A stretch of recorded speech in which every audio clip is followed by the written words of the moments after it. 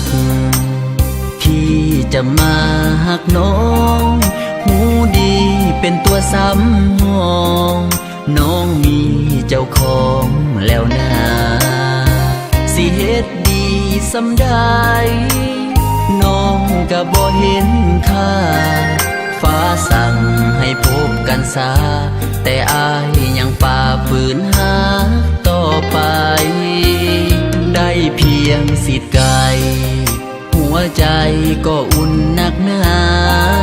เป็นเพียงคนขันเวลาสายตายังคอยห่วงใยเป็นคนแก้เหงาย้ำพี่เจ้ากับเขาเครื่องใจแต่พอคืนดีมือใด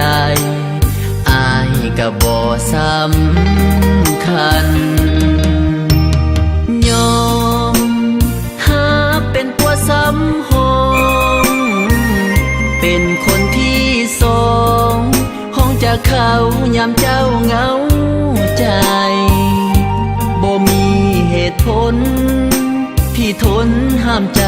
บ่ได้ถึงแม้นเป็นผู้ป่าใสแต่ใจมันบอกให้หัก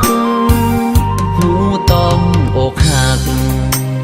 แต่ก็ยอมทนไว้คอยแอบเป็นคนหูใจคอยห่วงใยในทุกเวลายามใดที่เขาเฮ็ดให้เจ้านั้นมีน้ำตาอยากบอกให้น้องหูว่าอายคอยเซ็ดน้ำตาอยู่เด้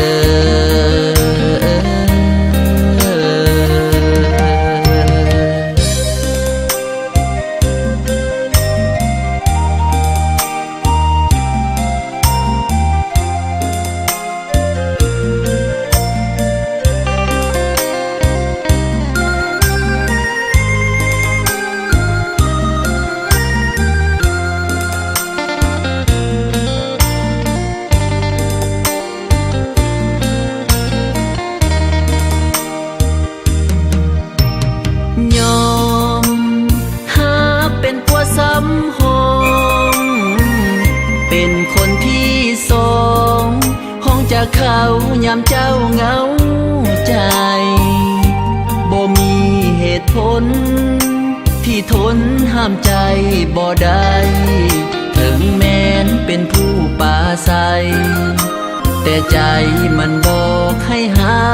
กหูต้องอกหักแต่ก็ยอมทนไว้